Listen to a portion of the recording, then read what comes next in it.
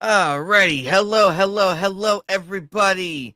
Welcome back. It is Wednesday, one of our favorite days of the week, and you're home for Knightcast. Thank you for letting us onto your computer screens and everything in between, from Twitter to YouTube, and everybody. Hello, Sir Outlaw George. Hello, GA Pierce. Hope everybody's doing good. Lots of news to talk about tonight. And as always, I'm joined with my co-host, Joker, who gave a magnificent rant on Friday's edition and really laid out how he really felt about a few things here and there. They were And good rants. Very good rants. I need to go back and make that like a full-fledged video right there, just of the rant I know I itself. forgot the reality stone. I was like, oh shit, I forgot the reality stone. That was in Throw the Dark World. But like we got like 4 to 5 infinity stones up and ready. And you're telling me we're not building anybody up? Get the out of here. All right, Joker. Let's see. What do we got here? So, Yes. with the ongoing, for those who don't know, I did buy 2 games recently that just came in. I got Ace Combat 7. I was really hoping for that edition to have, at the very least, the exclusive pre-order bonus edition for Ace Combat 5. Nope, not this time around. I guess it was true. But I also did have Marvel Tokon, basically the arcane system Marvel fighting game, physically. So I bought physicals so I can preserve my copy in case any day Sony decides to shut down the servers completely. So I will always have my copy. So with the Stop Killing Game motion going on very strong still, they decide to movement is officially suing Sony, well, along with a few others. So they're part of the big movement, claim that the company's monopoly over the video game markets is blatantly against the law. So for those who don't know what's still going on, or keep saying that the all digital future is going to happen, it's not. So here's what the article says. Sony is facing a number of lawsuits in a handful of countries following its highly controversial, delusional, asinine approach to stop printing physical games starting January in 2028. The move had sparked renewed discourse surrounding the ownership of physical media, leaving players around the world fearful for the future of gaming platforms and what pricing will look like in all digital marketplace. The latest entity to join these lawsuits is the Stop Killing Game movement, a consumer-led initiative working to end the trending of developers killing online games or live service games once official support for them has ended.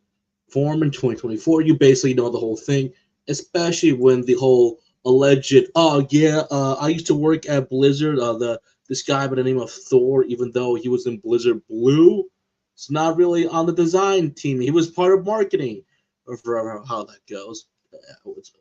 What's up? But in layman terms, they are part of the more, hey, stop killing these games, at least give us an offline mode or something. Like, it's that hard to do. So basically, yes, I'm glad Stop Killing Games is still continue on that initiative. There's more to this, but I think good. But is everybody going to win against Sony? Remember, they got the money and everything.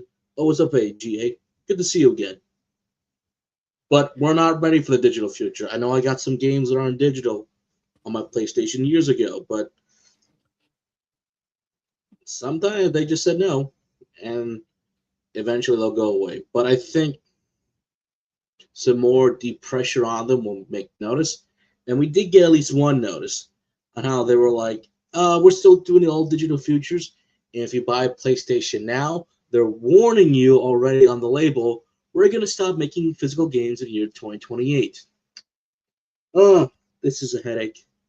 Yes, it is. But both sides isn't wrong, because I wonder if we'll start seeing boutique companies that buy a license to print and make games.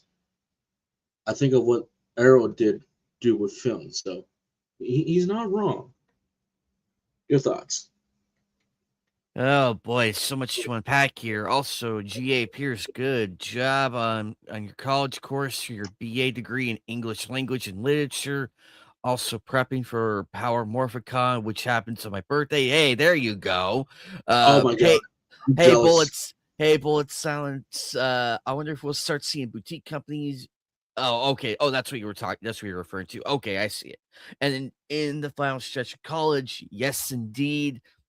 Real quick, also, I finished Colored Stone Essentials course last night around 8 o'clock.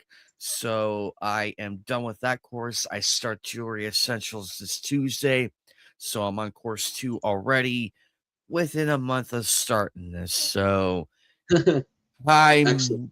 I'm pushing as well. I'm not pushing myself too hard, but I'm pushing. But it's there. My sister was a nurse. She got a nursing degree and the more advanced nursing degree. She's not a doctor. She's more a nurse, but with a higher degree with the nurse. So she knows what it's like pulling those all-nighters, study group. It's like, did you remember this or that? So I can testify. I've seen what she's like coming home and resting, or I'm at her place for that one time, and she's just like, okay, I gotta take care of a few things, so guard the house. I'm like, okay, sweet, no big deal. Um, Now on to my thoughts on what's going on with Stop Killing Games. I'm glad that this is still continuing and has gained more and more traction. Because when we first heard about this, we're like, "Is this thing real?" Everybody thought it was like, "Wait a minute," and then seeing the strides it got now, it's like, wow, they're actually serious, and it is and what they're trying to preserve and everything. It's like, hey, I can get behind this. Will Uh, be successful somewhat, but Bullet's not wrong because I remember the reboot of Modern Warfare 2, only 75 megabytes were on the Ugh. damn disc. The rest had to be digitally download. And it was like, what? Only 75 megabytes. I don't know. That's the problem I had with Spiral Reignite Trilogy.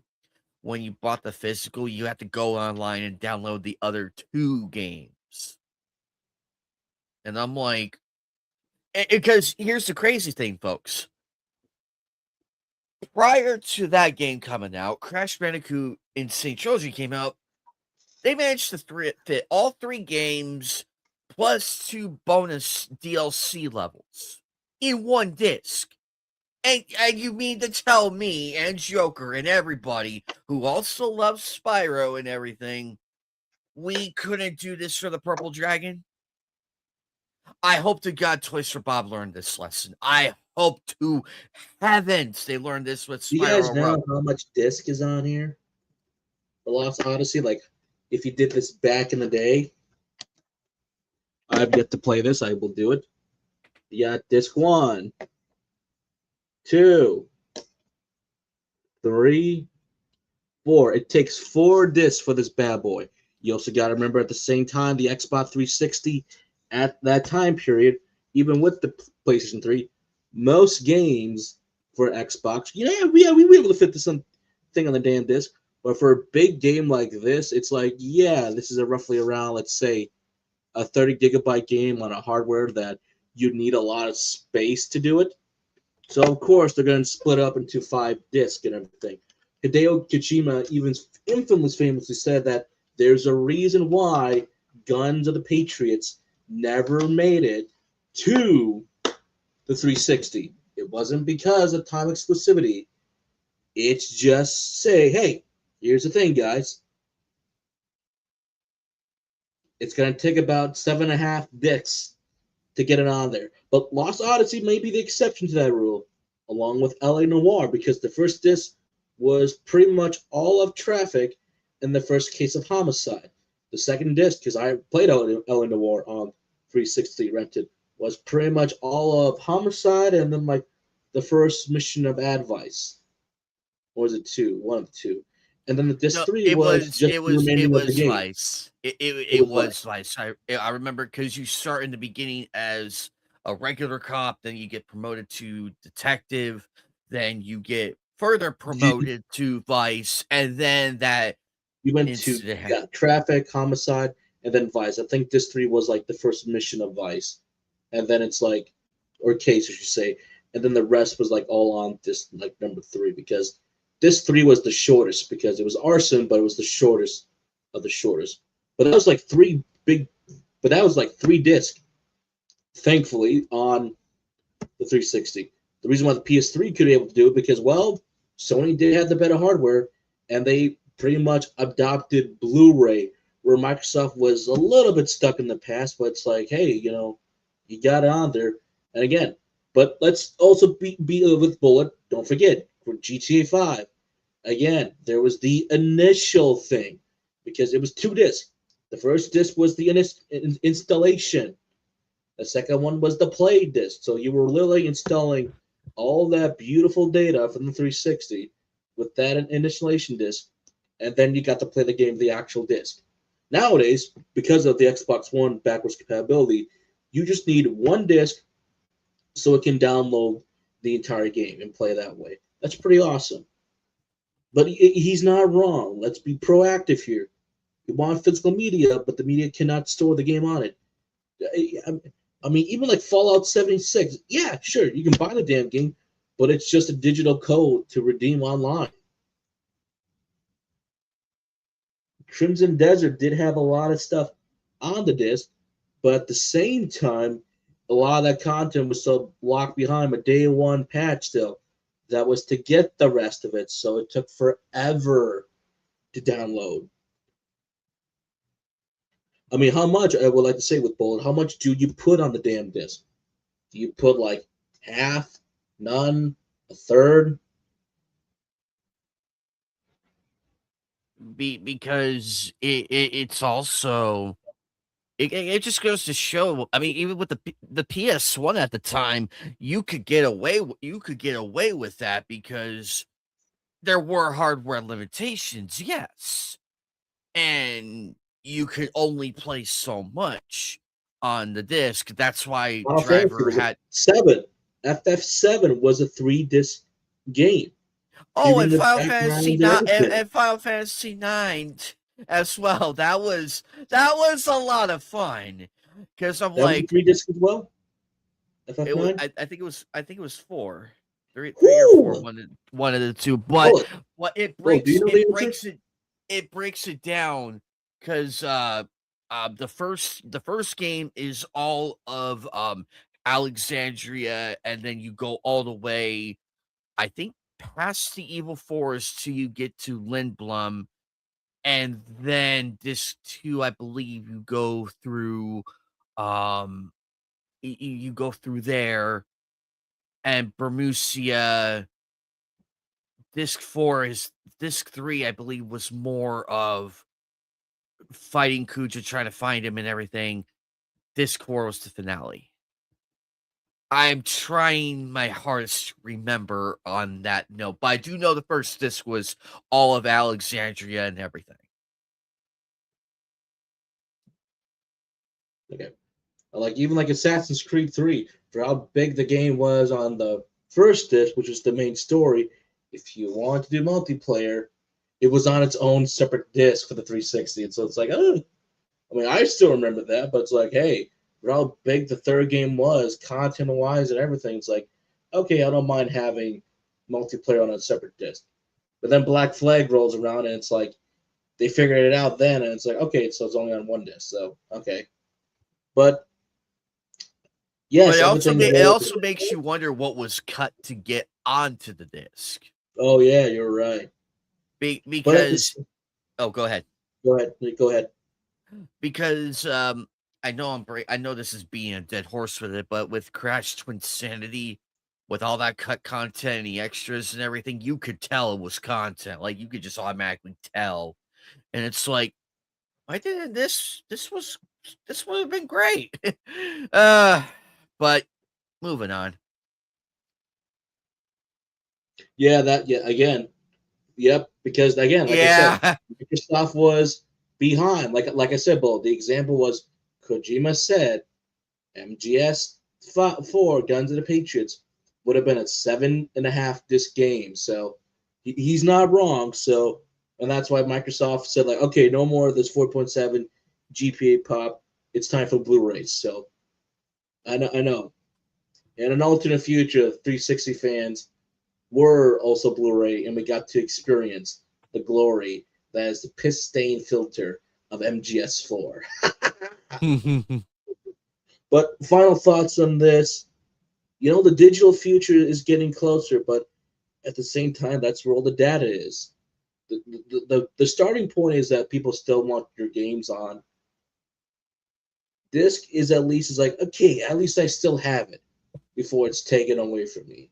Yes, the convenience online, it's have it on Wi-Fi, power save mode, all that stuff. It's there, but there's like no middle ground. That's why there's been that uproar. But I love the physical media to keep lasting forever. Absolutely. That's why I'm trying to buy my movies. In case I get a storm, it's like, shit, power's out, or I lose the Wi-Fi. Let me watch a movie physically. Or, again, old PS2, boot it up, play a classic PS2 game. But it sucks. It sucks. Oh no, no, no! You're a good bullet. It's Amnite's channel. We swear all the time here, but it is bleak. All it takes is one move, and then it's like everything goes away. Heck, we even saw the recent example. I can't quite show yet, but that Lord of the Rings guy who lost it, but then couldn't get a refund. Or the guy on Steam for Battlefield 6 because a game mode was removed, and Steam refunded him everything. Ooh. Also, Bullet. I You're cuss good. like a sailor. I cuss like a sailor You and should hear said him some some. nights, boy. I say some of the most outlandish shit on the planet, and it's like, wait a minute, a dog with a turkey up its ass. What the hell, Anime Night? All right. Your thoughts before we move on. So, I'm glad that this is gaining a lot of attention, and it should be because Sony needs to understand we're not unreasonable. We're not unreasonable people. We're not. We just want to Like, have even fun, there's a and good limit we for want a to have story like fun this. still. I will We still want take to that. Just don't kill its digital storefronts. exactly, and also we want to have we want our kids to have fun and enjoy the games we grew up with because we still wanted to be there for them. Now it could be nieces, nephews, sons, daughters, and what have you. But the fact is, it's right there, and it's like, hey, here's a game I played when I was your age. I hope you like it. That's why at the Bookmans, they still have they still have the N64 with with the two controllers and the cords, $162.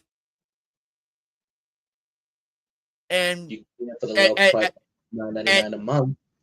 and, and the and the Nintendo 64 games, some of them I saw were $19 to 45 a pop, depending on which one it was. You get darn it. But I digress. Anyway, but I wish the luck to stop killing games because we need more And all the oppositions. other countries out there, even if it's like a small percentage, at least some people are trying to fight for a middle ground. Like, meet us in the middle. Like, it can't be that hard. I even tell people that are working, you just at least meet me in the middle of working instead Yeah, of trying to get your way. Like, meet me in the damn middle. Is it that hard? exactly. We're not asking Sony to bend over backward and give us control of everything. No, we don't. I Well, mean, it that would would be be nice. amazing, but you That don't would live in be that. nice, yes. But we just want legacy and accessibility and the fun to still be there. That's Uh, it. which uh, which which Godzilla? Shin or minus one? Um, I'm a fan of a few Godzillas out there. Which era are we going on? AC or the original era? I mean, it depends on the Godzilla. I love the OG Godzilla. The Heishi era was kind of interesting to go through. I love Final Wars to death. That was awesome. Shin Godzilla was just the original on steroids. I do love that Godzilla design because it was not only CG, it was also practical in a few shots. Love it. Minus one, excellent. I can't wait for minus zero to come out. Ooh boy. So, but anyway, moving on. So, folks, please, it's soon, very soon. It's this month, within the next Yes. week and a half, I think it is. Or so. Please, number one rule here: please support this movie. We all fought for it. You better go see it. And if the film community does not see this, I will still say, what are you doing? We signed it with the production team. We said, release this movie. I did all the hashtags, saved all the pictures, and we let it fail. Please don't let this movie fail. Please. Show up, take your kids, grandchildren, see it 1, 2, 3, 4 times. I'm going to see this thing multiple times. So please go see it. And two, it's nice to know that the reviews are coming out, and some of them are saying like, discussion film, oh my god, this was almost deleted forever, and we saved it. Oh yeah, that's right. The final release, the final project with RDJ. God, but I'm gonna find that eventually. I'm gonna watch that one as well. But please go see Coyote vs. Acme. It's nice to see all these nice reviews come out and be like, yes, success somewhere. Please. Now we'll see if this was a gold mine that WB's like, oh god, we made a mistake. Again, I do love the Looney Tunes, The Day the Earth Blew Up. Yeah, it was a success in its own way, but it was enough to be like, all right, you're gonna have Coyote vs. Acme. So, yes. And I will say, I love the commercials for these. I do love the commercials for Coyote vs. Acme. Have you? It's classic. Yes, the original Western Green Ranger. Yes, it's that news was so sad. I'm like, but he was just kicking off his return and everything.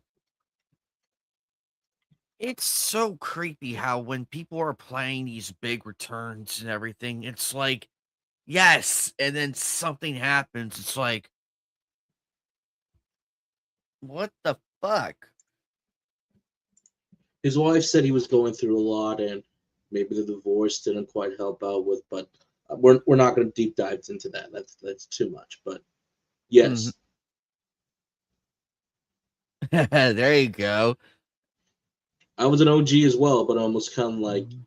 I would say Syndicate OG because I think I was around the time of both Turbo and In Space. So, and then we got to Lost Galaxy. So I'm in that right perfect period where I got almost all the syndication. Then I just kept watching and watching all the way up till pretty much Wild Force, the last season to be filmed in America, and then it went to New Zealand. Went through Ninja Storm, Down with Thunder, and SPD very well. Mystic Force, I think I dropped it after halfway through Mystic Force because I just could not do it. Who would have thought an adaptation of Magi Ranger would be so not fun? Heck, I watched a few episodes of Sentai and I'm like, why is the Sentai better than the American adaptation? Why? Right? I didn't even watch Operation Overdrive. I was like, oh, God. But then I saw some of the clips from Operation Overdrive. I would have been like, how would I have gone through this as a kid? It's weird. It's funny how TV shows work with your mind when you're a kid. You're like, "Ooh, pretty colors," and you're emotionally invested. To when you look at it now, it's like, How did what I kind get of through this? how what did my sister put in my what did my sister put in my chocolate milk? Because I don't remember that. But But anyway, your thoughts in the closing segments for Kai vs. Acme. Please see it, folks. Please. please, Better yes, freaking see it. we believe me, everybody, we spent like what a year, like Months. what a good we spent like a good half a year and a half promoting, screaming, shouting at the top of our lungs. What? And then finally they do the day the Earth blew up, and we pushed for that. We were like, go see that. if you make it successful, they have to release Coyote versus Acme. They have to. You cannot ignore a good movie that does great and not go through with the other thing. And it's like, let Coyote versus Acme breathe. But I'm excited for this film. I'm gonna go see it. I'm gonna punch my ticket, walk in there, and be like, "Yeah, this is good." Good. All right, and as GPG said that yes, we are getting finally after so many years after his death, due to probably the stress, and we're like, we still got to make this thing look good. Outside that one clip I saw from IGN years ago, that's like, all right, it looks good. I want to see what air quote the more adult oriented version of Power Rangers would look like outside of the Audie Shankar bootleg attempt. So this is it. Like you said, it comes out in theaters on August 28th, the same time as Coyote versus Acme. So one last time with Jason David Frank as a Power Ranger.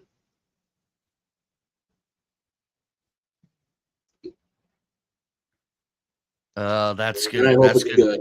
That's good. That's gonna hit so hard, and he deserves it for all the best. Ooh, 4 Manchester. All right. See you later, Bullet. See you later, Bullet. Thank you for coming by, buddy. So there's that. So hopefully it's a good watch, and there's that. But speaking of what they had a good run, it looks like the Gantz author Hiroya Oku is retiring from manga following the end of his latest work. I simply don't have time anymore, or the energy anymore. So his last manga was like a group of 60-year-old men living in a shared house with one of which turns into a young girl. Like, okay, that's bizarre, but this is Gantz. I absolutely Imagine you're in your 60s and you're hanging out with your buddies, and then all of a sudden, wham! One of the buddies turns into a girl. It's like, whoa, what the hell? Hey, Jorge, what's up, buddy? This sounds like a very interesting manga. So what's He going on clarified that here? he isn't out of idea and still very much processing and creative drive as he turns 60 next year. Rather, he finds that he no longer has the capacity to go through the entire manga creation process, which requires an enormous amount of mental and physical energy that includes creating the story, drawing the artwork, and keeping the manga updated for an extended period of time. First released last year, his final works, that one, starts, okay, okay, Okay, this has gotta be. he must have been high at one point. But, but however, he said that the story was mostly like, I want to give you the perspective a little bit. So you can almost say he's trying to do a little bit of searching as well.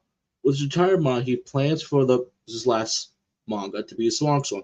He created with the intention of showing readers the viewpoint of a middle-aged protagonist. He's also projected the creators of the manga himself included onto the middle-aged characters in the story. Oku jokes that while there are no aliens or UFOs like his other mangas, he hopes reader will see this story through to the end. And I do think that, like even I was watching a video on YouTube about like the guy who brought Bucky back and created the Winter Soldier. Even like his own life is very interesting. Like go watch it up. A YouTuber named Matt, comics, manga, anime, like history. He does like these great documentary style videos about like including the following like Todd McFarlane, even Rob Liefeld. I know, like I mentioned, the guy who kind of reintroduced Bucky as the Winter Soldier. He's also done stuff for Junji Ito, Hayao Miyazaki, Araki Sensei for JoJo. So he's done a great job with that. So like even some of his projects feel like more personal when he starts to kind of be like some more art house or does stuff his own thing. So I kind of like that. So, and I do think that you can kind of see yourself a little bit when you read stuff that's a little bit out of the way, but also you can feel a bit more. Where do I belong? Like, I don't get me wrong, I freaking love Kaiju number 8. Absolutely, I do like it's with an older protagonist. But do they do a whole lot with that old protagonist? If I keep reading it, I'll let you know. But with the first half, at least a little bit, I at least liked it what they did. That he's supposed to be with his friend going all the way through, but your first introduction is a great shot. Like he's got the binoculars on and everything's like, all right, it's down. All right, let's go clean up. He's not fighting the kaiju yet. He's on the cleanup crew. But that's also the beauty of the first part because you need to open it up. Like, sure, you see this awesome battle that happened and the kaiju being taken out, and you're like, yeah, and maybe he's just on the supporting side going supporting his commander. No, no, no, he's just on the cleanup crew. The guys you don't normally see. I like that. And even he goes like, well, I passed through and stuff, and he explains that it's just the physical I suck at. So he's close to his dream but fails every time. Or even when how Deku like opens up and everything, it's like, wow, that's why I want to be. I want to be like All Might. Can't get it because he doesn't have powers until he gets powers. Well, we will get to that. But We will get to that. we will get to that. That's going to be the next thing I have right here actually. But for my favorite manga of Gantz, you know, it's nice to retire. 60 years old, like you've done enough, created enough work, and be like, just relax a little bit. I do find it funny he made that manga right there. I'm like, Maybe I should check it out a couple chapters, be like, what's going on, or even like we talk about that one. what brought this on? I mean, I understand the middle age part and everything. I Where I understand. take that drug and one of them turns into a girl. It's like, guys, I hate this. But or even that one manga we talked about that the guy could barely not perform, but buy the cheapest coffee in Japan at the time. Look where he is at right now, thanks to overseas support, and people are trying to buy it. It's like that in a language they can't quite read, but it's like there you go. That's some proper motivation. Like even like Martin Scorsese, I We're know he not said that we we're not exactly evil fans as we're portrayed and everything. No, there are some genuine people who do care. We love people do seeing care. your work. We love seeing the work and the effort that goes into it. Please do more of that. And sometimes, like he said, that it's not that I'm not about ideas. He's probably got so much up here, my theory, but it's like this is why a lot of people say it's that creative process. It's all the hours bending down like this and like drawing, storyboarding. So that I actually do agree with.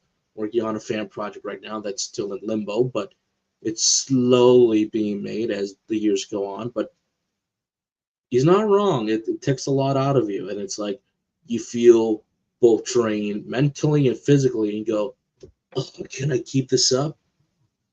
So no big deal. That's great, but that's a good run. So there's that as well. And as GA said that, oh,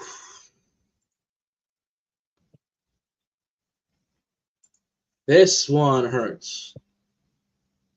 Yoko Umezu, the manga artist who illustrated Vermilion and Gold, The Falling Student, and The Strongest Soldier, has passed away. She passed away last month. We're only finding about it now. Her funeral was out private with the family and close relatives, written by Koko Amana and illustrated by Umezu. Gold began serialization in monthly shonen and eventually received a TV anime adaptation. Following her passing, the editorial department confirmed that the manga will end with a chapter published in the magazine of July, the issue in July 2026, released in June. Details regarding the release of the currently uncollected chapters will be announced at a later date. Rest in peace, Yoko Umezu. So yeah, that big one with the succubus. So that one hurt. That one hurt. I'm like, Oh, damn. actually, Joker, this this wonderful human is 1 year younger than me. Ooh. Uh, well,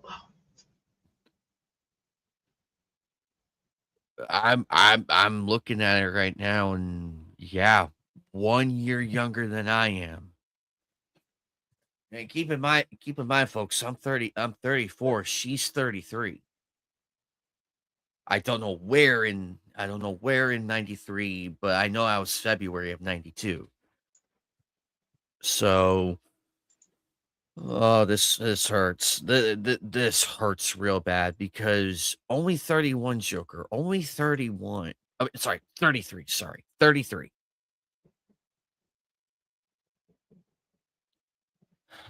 Damn it.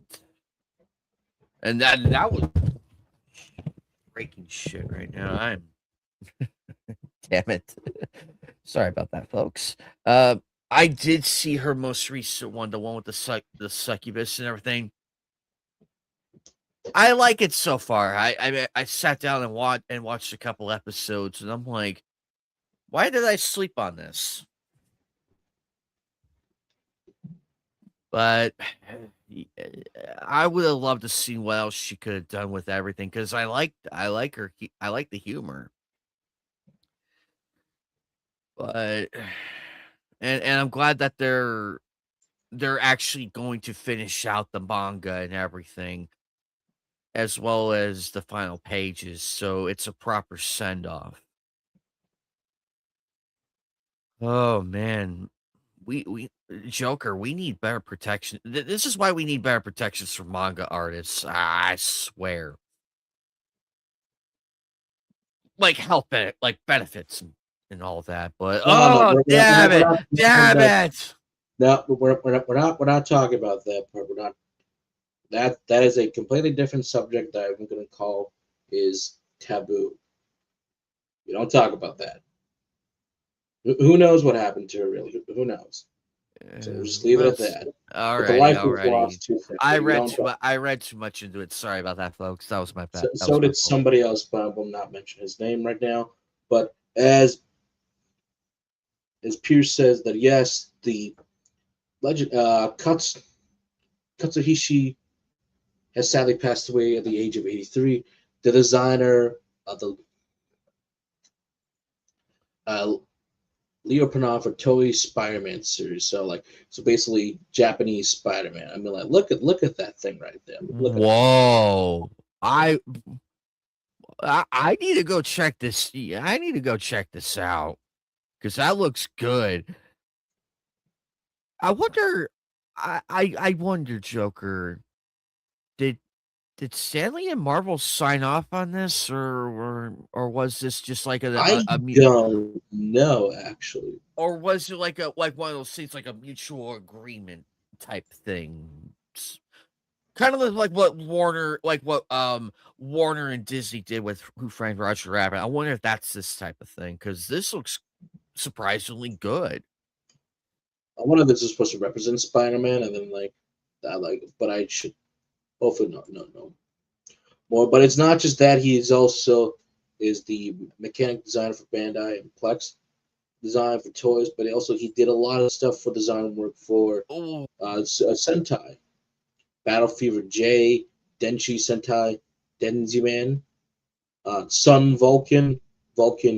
Some stuff includes stuff like Vulcan Eagle, as I'm looking on the Wikipedia right now, Metal and heroes so such as much more. Javon.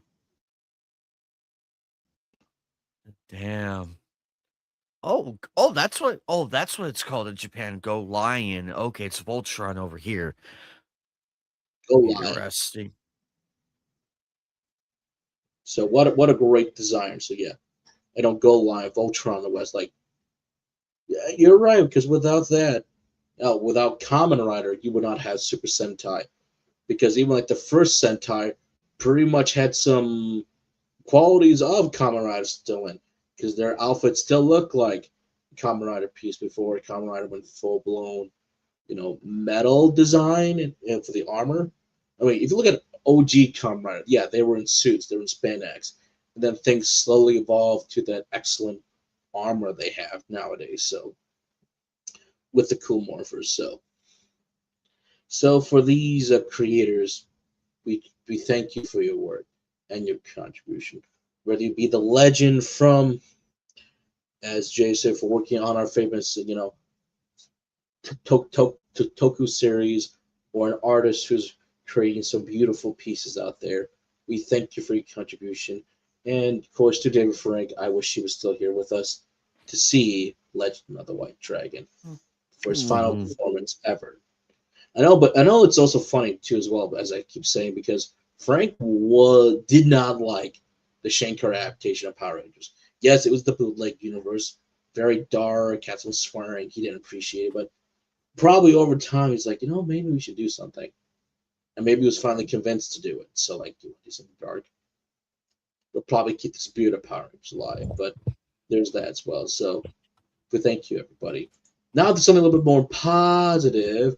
Yes, after waiting 3 long years for an answer, they can finally say a lot to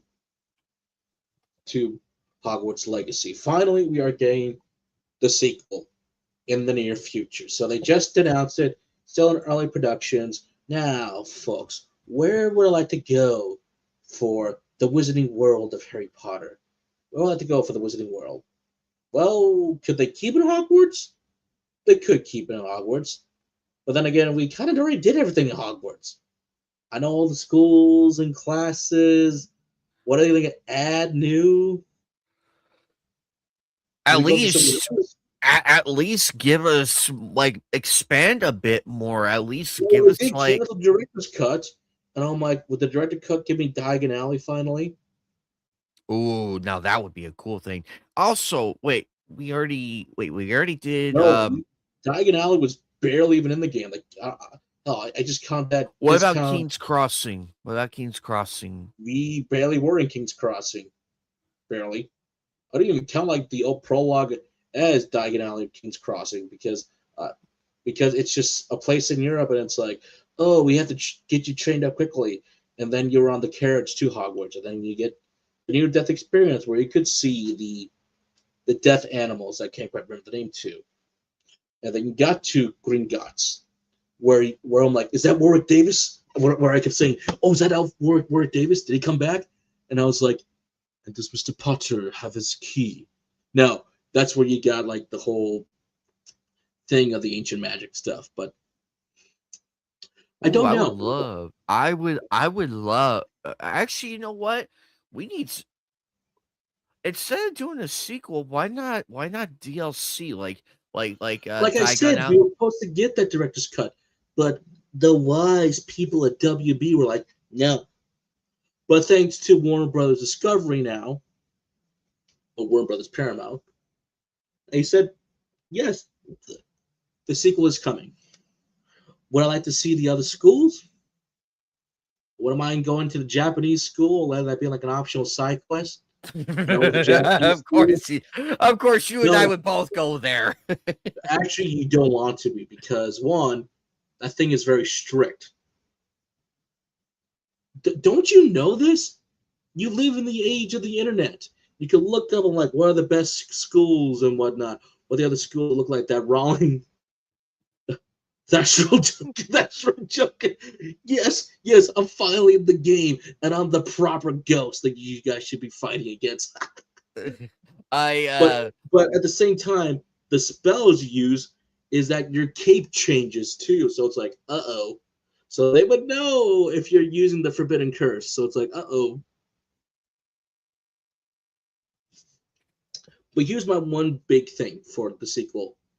Make it a school sim, a proper school sim.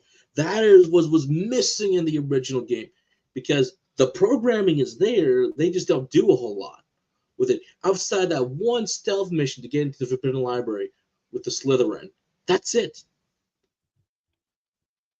Because you can just walk around school at night. I'm like, and even I said this like in my live streams. I'm like, why is everybody out? Shouldn't you, all be in bed so you guys don't lose us house points? And then you find out if you're on PC, you mod the game, is that, well, it was in there, it just wasn't programmed all the way through. So it probably was removed during the final hours just to be like, just remove it.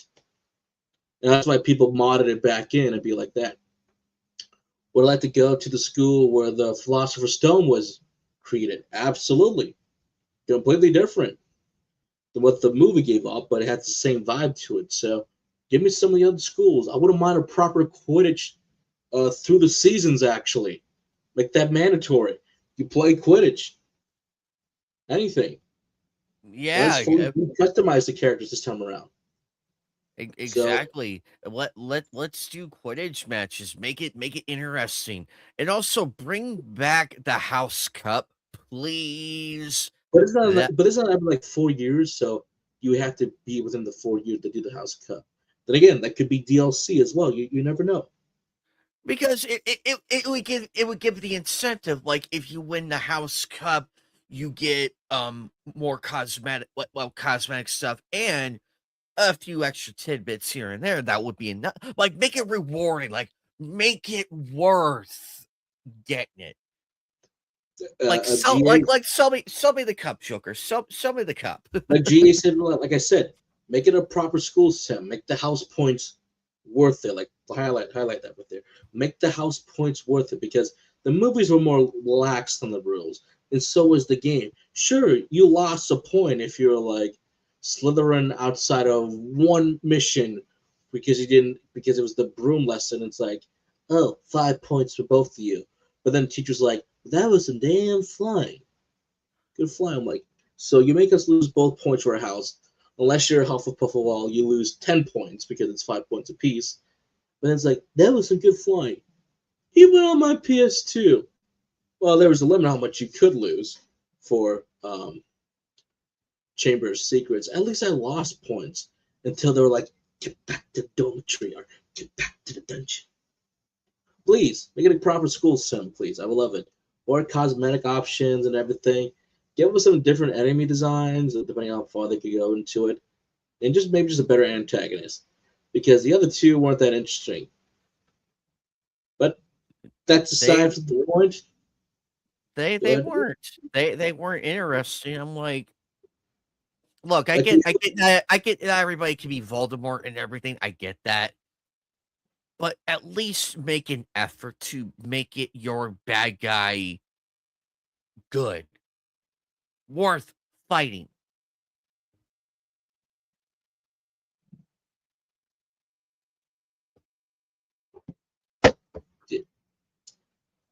I mean, like, they did hire some great British actors. Like, for crying out loud, the head of the school was Simon Cowell. Like they hired Simon Cowell for this, and he does nothing.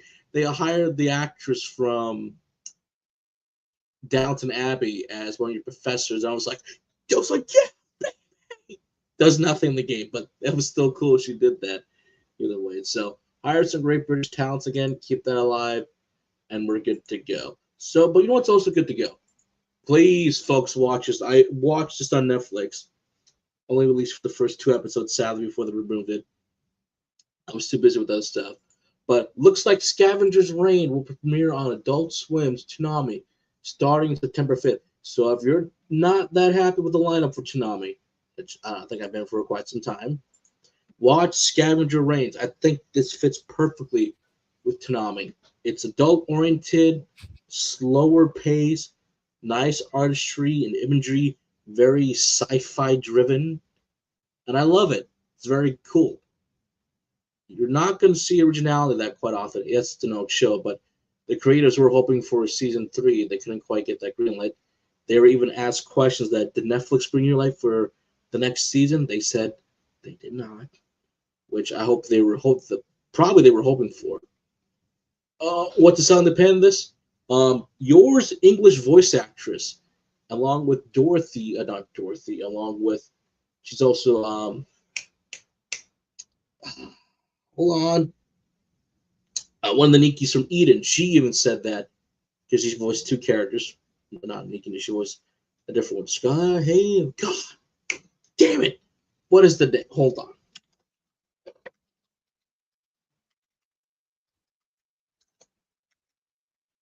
I'm going to look. I should know the names. I'm a Nikki guy, but.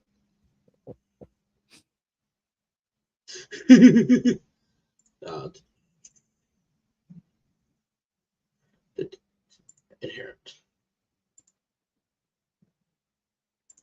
Hold on. Don't want to think. There you go, Isabel. There you go. Who voices Yor and Isabel? There we go. That was her name, Isabel.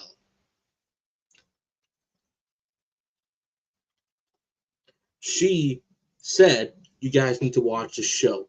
It is very good, very thought-provoking, nice slow burn, nicely adult-oriented sci-fi." And look at that poster. This poster is going to sell you on it because, like, okay, what is this world about?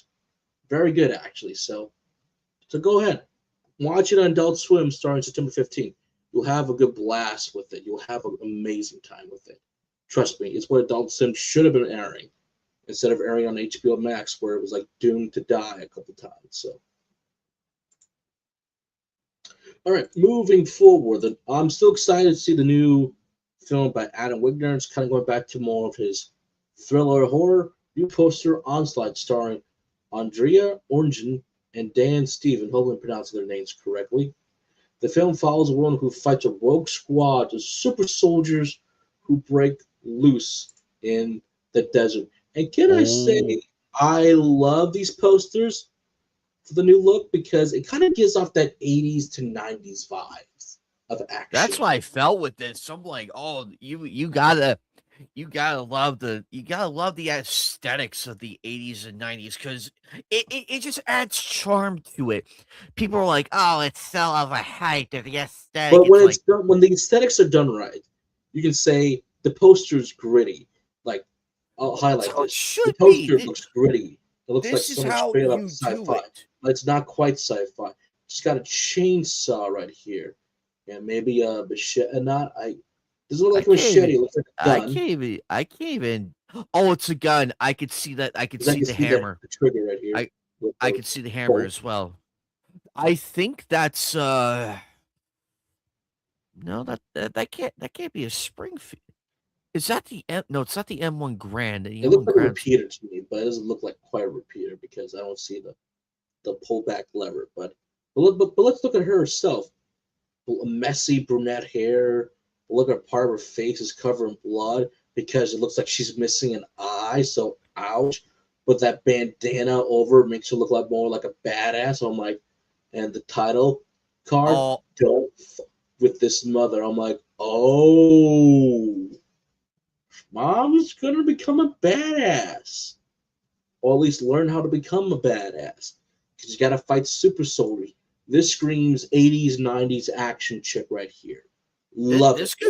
This could come out. This could come out in the 80s and the 90s and would still be amazing. Like you go back in time and say, like, oh, I made this movie. And to rewrite history. They probably believe you. Because it does fit the era and it's done in the Yes, it's correct gonna be way. more digital, cameras instead of like, the classic shoot on film, stuff like classic Blade Runner was on, along with a few others. But people would say, we don't care. This thing looks amazing. Could look amazing.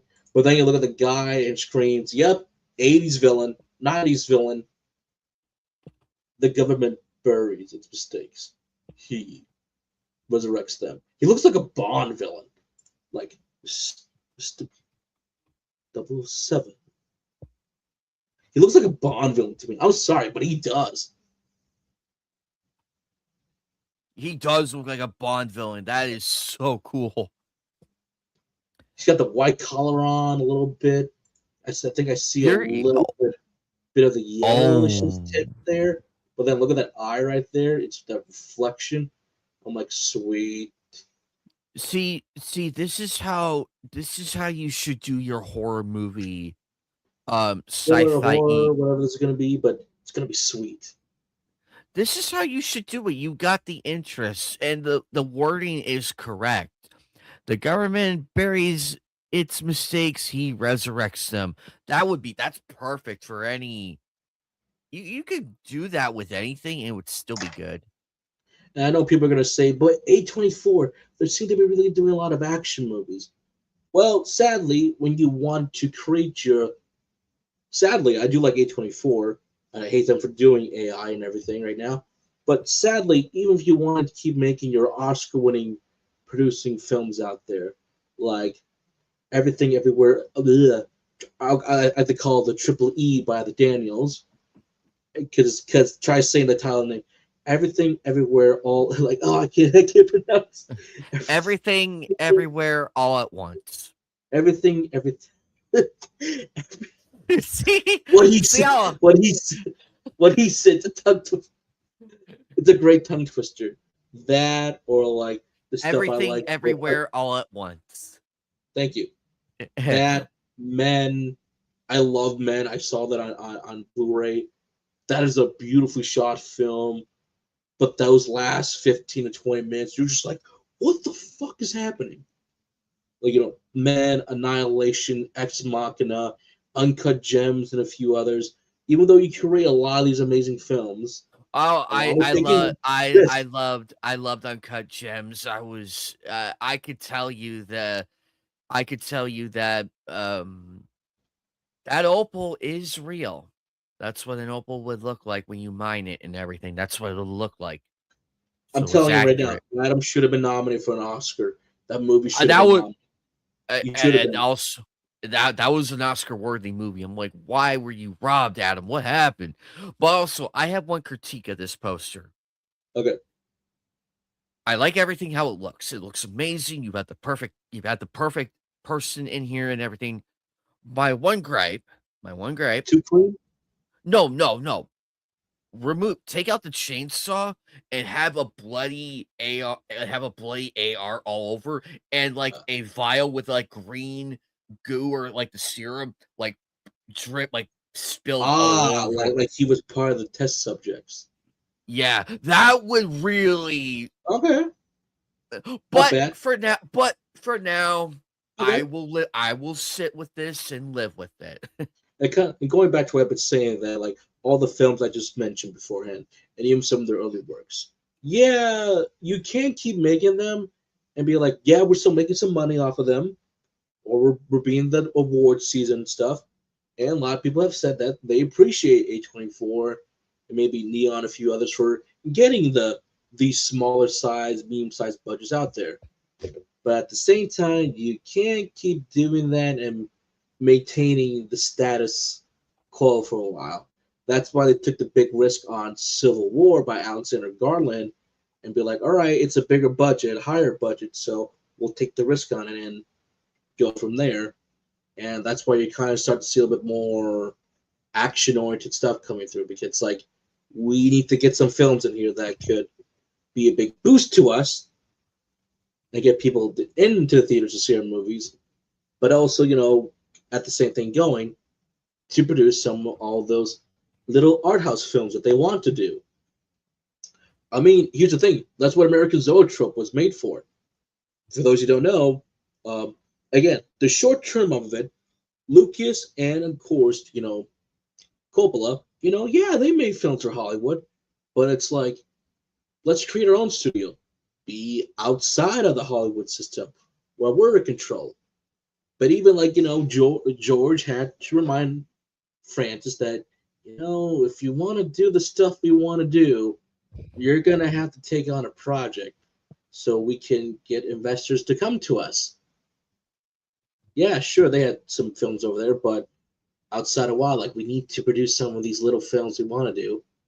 That's why kind of like Coppola, again, he wasn't the first choice to do The Godfather.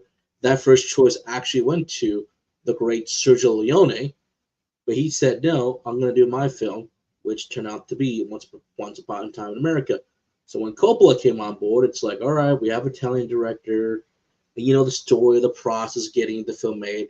I'm not going to get down to detail, but when it was successful, it was like, oh, so people like us now. Sweet. He could probably start doing the films that he wants to do for his little art house films. The same thing went to George, after, American Graffiti. They're like, what's your next project to do with George? What you going to do next? Uh, Again, it would have been his take on Apocalypse Now. Would have loved to see what that would look like in an alternate timeline. 16 millimeter film, handheld stuff, shooting in the actual war. Ugh. But who knew what was going to happen? But then that became Star Wars that he did next. So Again, history kind of repeats itself, but not a bad call to do. And being Adam Ring, coming off his Godzilla movies, all right, sure, let's go for it. So I'm excited to see this. So good luck to A24. Hopefully it's a big smash hit and things will go. And speaking about big smash, looks like Spotify is adding an AI person label on all AI artist profiles. Profiles of the label will not have their songs recommended to users in the algorithm. Every suspected AI profile will be reviewed by humans and moderated using AI tools in case artists try to hide it. Rollout begins in September, and can I say about freaking time? AI will never be art. It cannot create music. It cannot draw, etc., etc., etc. So, yay! Finally, instead of listening to those garbage. Hell, I think was it Spotify or was it Apple Music that had that AI music be number one for a bit?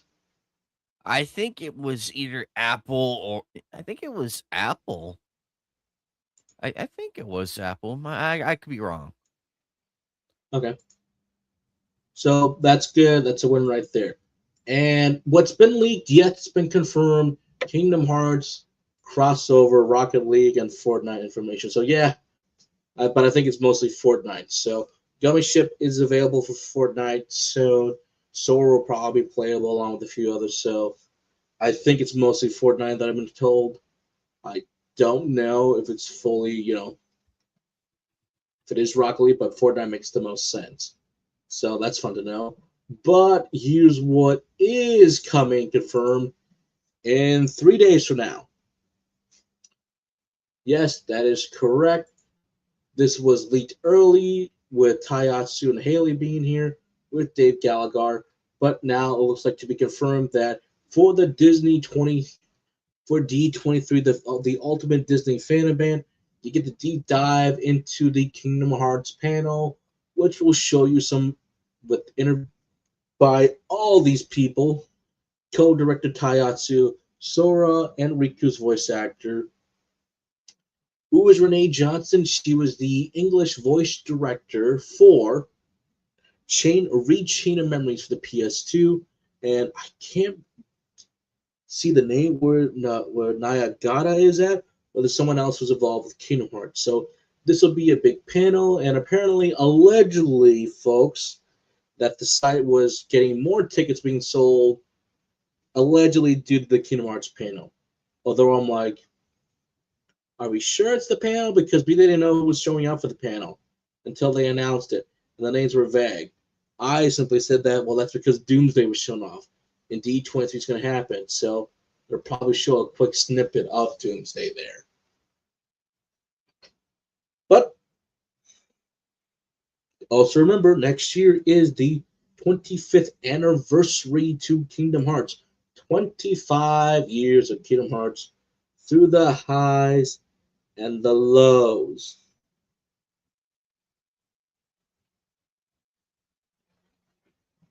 But I still think this will be interesting to see.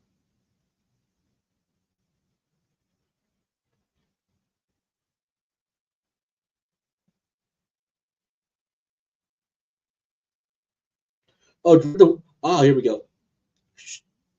I got Takashiki, director of the games of the Walt Disney Company. So that's who they are. Okay. So this will be interesting on what they show off. Now, some predictions are going to say that we are finally going to see a Kingdom Hearts 4 reveal of a world, a trailer. And can you please play the Blade clip?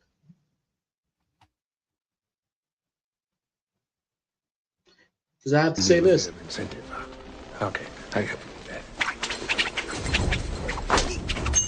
What's the matter? You miss that? Oh, wrong one. Ooh, so exciting. They have specifically stated you shall receive more information next year at the 25th anniversary, around that time period. Folks, But yes, you are correct, folks. Past D23 events, they did reveal stuff. I remember was a Big Hero 6 was shown off. At least revealed. What is that? A Gamescom. They showed off the Toy Box World. And there were trailers shown for Kingdom Hearts. So yes, it's great. But fun fact, or not even fact, do you guys know how long a trailer takes to be made? Because I do. Because one of the artists from High Guard, Suicide Squad, Killer Justice League, and a few more, has actually revealed some quite information that is now general public. It will take you months to create stuff. Everyone's like, no, it's not. Like guys, why do you think after all this time we still have yet to see inherent anything, and I mean anything, for the new Neil Druckmann game by Naughty Dog, for the Inherent Prophecy? What do you think, guys? It takes time to create a trailer, whether that be something cinematic or whatnot. A lot of trailers you made right now these days are to one, hire talent and show the IP off. Like, this is what we're making. Come to us. Why do you think we never saw anything from Blade, even though this is the easiest character to make a proper M-rated vampire action game? That's all I wanted.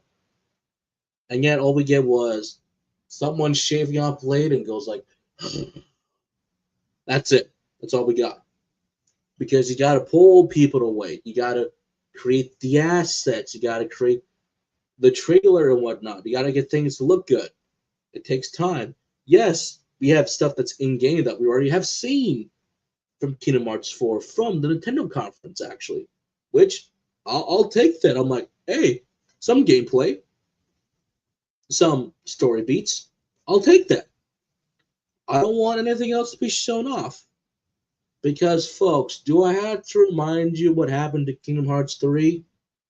They kept, after a certain period of time, kept showing trailer after trailer after trailer after trailer, leaving little to no surprises for you in the game. They show off the Frozen World, the Pirates of the Caribbean World, Toy Box, Big Hero 6. They even had the gall to show you a segments from the final battle called Final Battle Trailer. And it showed you the Category 5 Heartless Tornado, just destroying everybody. It's like, that would have been a nice reveal in the game itself instead of being shown. So when I kept seeing stuff being shown off more times, I was like, is this game going to fail? Do they know it's a bad story? Do they know that they don't have the confidence and just want hype to be talked about? Hell, I'll give you even better. I did not want to know Anti-Aqua. It was at the Microsoft panel. It was at the Microsoft conference during the last E3 we had with the Pirates of the Caribbean trailer. It went Microsoft first, where Phil Spencer's like, it's honored to announce to welcome our stage for the first time ever, Kingdom Hearts. Crowd goes crazy. It's a nice show. I'm like, all right, Kingdom Hearts trailer. I can't wait to see what's next. And then it's like, okay, what's this? It's a shadowy figure. Like, hey, is that Aqua? And then it's like, it's Keyblade. Mickey, you're too. Wait, hold on. I got a freaking Keyblade, but I can't grab it right now. It's like, you're too late. Everyone's like, oh, her hair's all white. She's got the eye. Is she a Xehanort? Never explained. Well, it kind of does, technically speaking. But there's that. Now, does that mean I want nothing to be shown in Kingdom Hearts? I want a few things, like some of the behind-the-scenes stuff. Give us some more information about what the hell the process of Disney Worlds. Show us never before seen gameplay or footage that it's still locked away. I would love to see stuff. I just don't want to see stuff from Kingdom Hearts 4 now. But yes, you don't need to know. Why? To quote God of War himself, Kratos from God of War 2018, keep your expectations low and you'll never be disappointed. Mm-hmm. Your thoughts? Well, with everything happening in the Kingdom Hearts 25th anniversary. Next year, that is. Oh, next year. Oh, next year. For the 25th anniversary. They're doing the panel now early to probably prep to, and it is the 25th next year, but to celebrate 25 big years. The fan I event is this year. I I'm pretty excited of what's gonna come out of this. And again, I'm not setting my expectations too high, but I would love to see something like a reveal trailer, just something like, "Oh, okay, this is still happening." But we will see. We'll see how the deep dive Kingdom Heart panel goes. Also, it's funny to me how all these anniversaries coincide with something happening. I mean, look what just happened with Spyro. I mean, that one gets his new game. And guess what? Toys for Bob did something smart. They showed very little gameplay, like very little. Just Even on this that's it. channel, even on this channel, was it 2 years? Was it last year? 2 years? A year and a half? Year and a half? That when Missing Link 2 years ago, when Missing Link was canceled, roughly around that time period, we'll say 2.5, they did show off that, all right, we canceled Missing Link, but here are some still photos that are obviously work in progress that will continue to work on the game. So it's like, all right, it's something that I'll take. And then when we got to that trailer a few months back ago, I said, great, this looks interesting, it's new. No Donald and Goofy till the very end.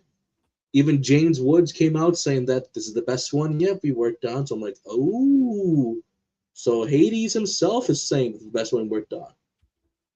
And then people are like, give us the release date. It says launching on all platforms. So that is all the Xbox, PlayStation, Switch, and PC. So it's like, okay. So they're going for the big multi-plat release now. Fine.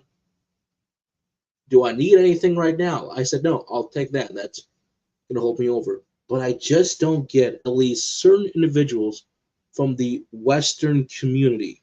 Not everybody, because I think a lot of people are mature about it.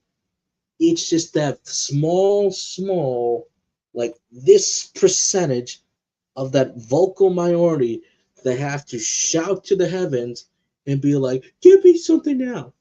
Remember, we're owed nothing. And this is Disney's IP. Remember that. They could tell Square the game's canceled anytime. In fact, they almost did do that with the first game. Why? The employee at the time, when this game was pitched, he came out, who was still alive, said that I didn't even know they were making a game. What? Yeah, that infamous elevator pitch that Nojima did. Oh, yeah, They I were remember. secretly working on the game. And the guy didn't even realize that they were making a game with their IPs. So when Bob Iger actually stepped in and saw it, they said that they were all nervous. But Bob said that this looks great, keep going. It was like, okay, so keep it going. And so was infamous, kind of infamous lion design. First, they said no, it didn't look great.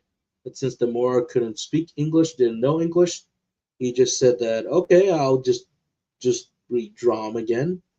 And Sora's design kind of stayed what it is nowadays. So think about that. And I swear to God, if one Kingdom Hearts fan's like, that's not how the story goes, go look it up.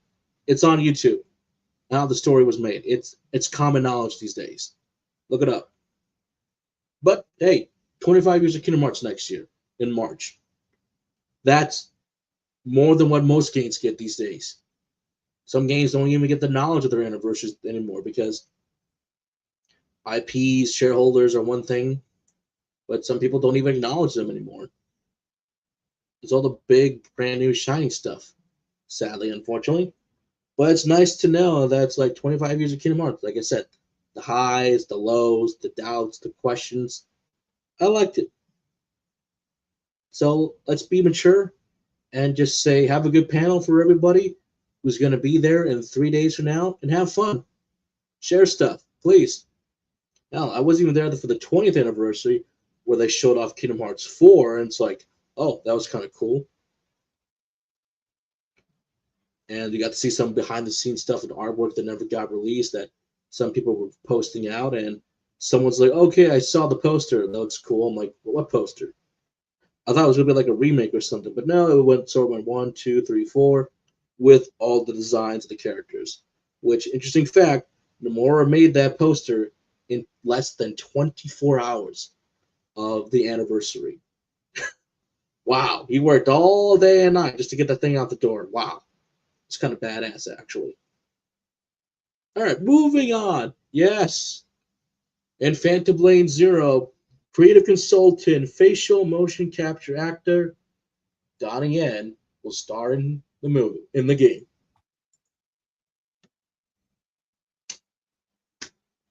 One of the legends of the martial arts still alive. Yes. So badass.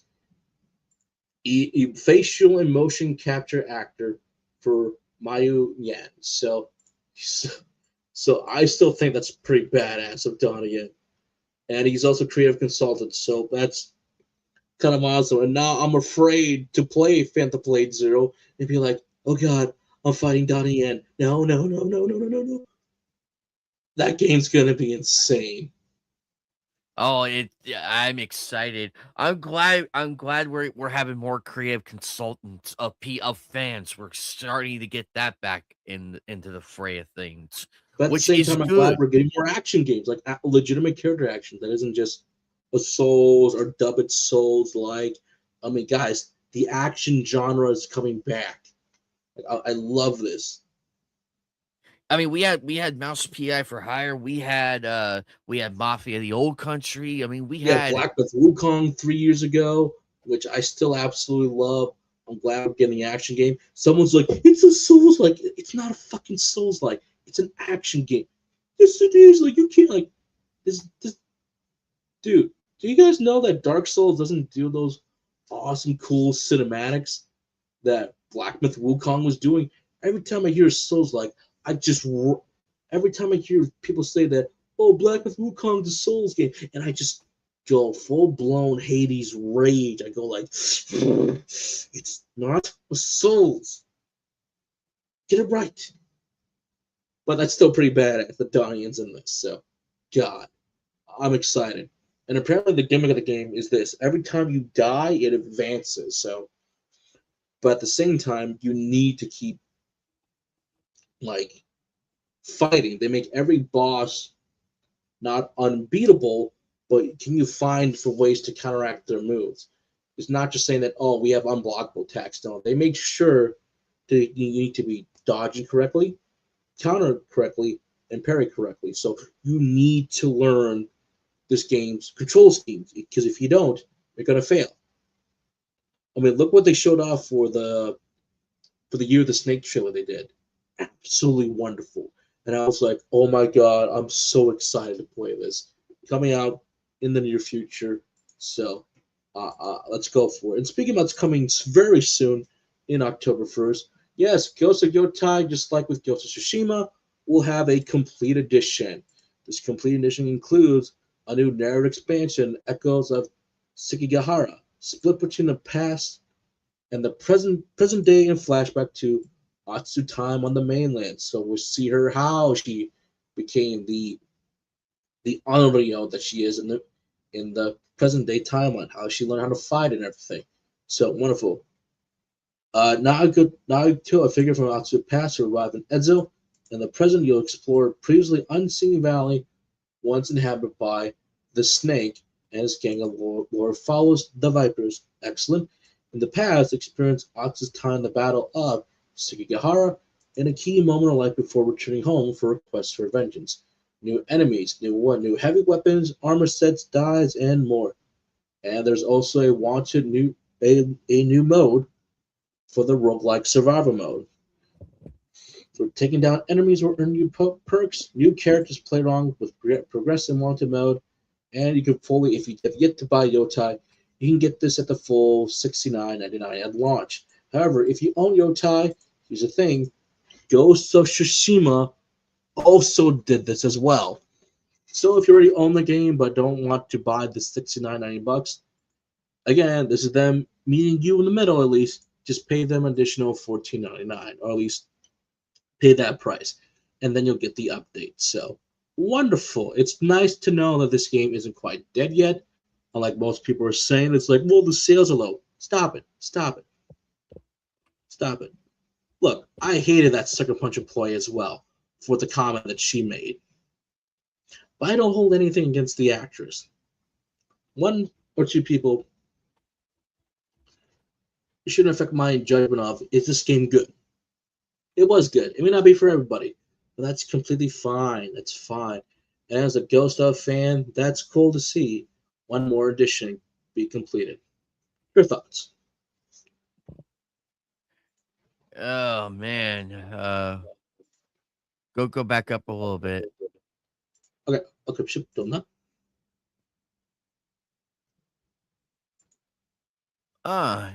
Interesting. Well, yes, I agree with that whole Blizzard statement and all of that, but I like the fact we're getting some DLC though for Ghost of Yotei. And It is with Tsushima as well.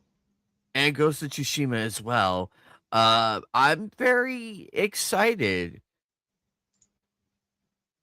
New armor set, new dies.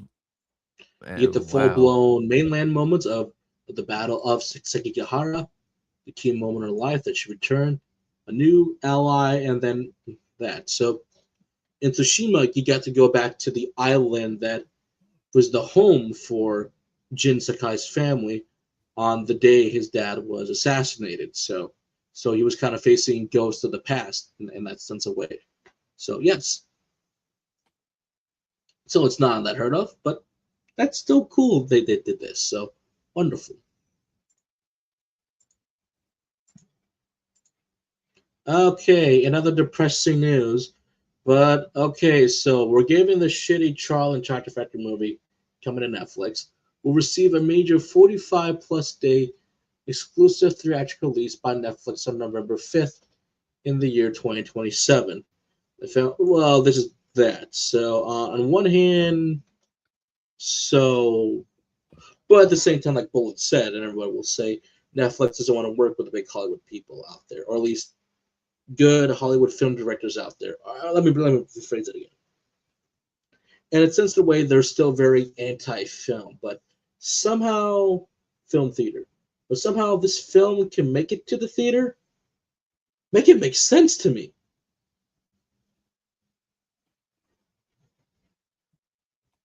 But then again, it's a selection. I don't know what to do.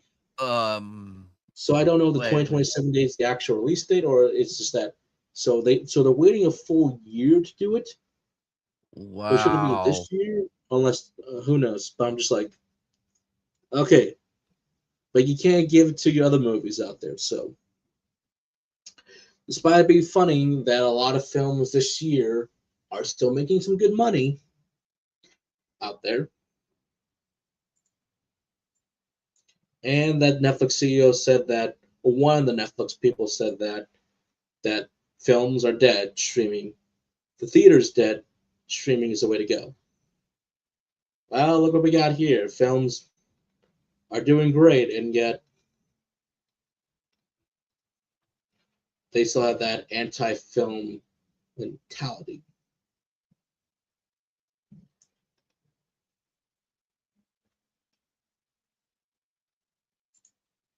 Okay, anyway, moving forward. Well, for those who are still excited to see some film shows come on, sadly, reportedly, Waller and Paradise Lost for DC and HBO Max are no longer in development at HBO.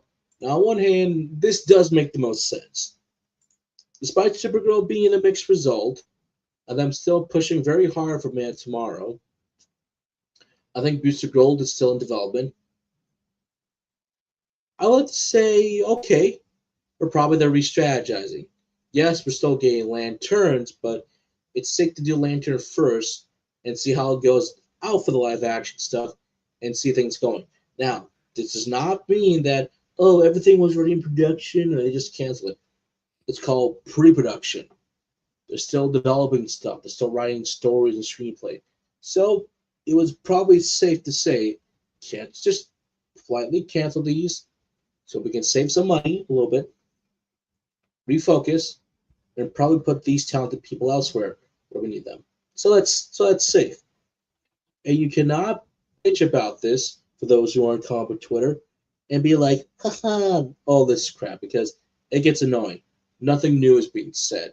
So I'm going to say smart move by DC Studios and say hopefully maybe reintroduce these ideas later. Because a Waller series could be great if she's still with the Suicide Squad. Like, do it later. Let the universe build for a while and then do something like Waller.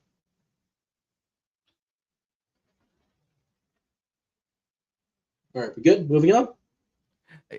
Ironically, I did see a Lanterns commercial at my work earlier today. So Nice. surprisingly, it looks good. I'm like, okay, they actually got the concept right with the rings and all of that. They got the concept correct.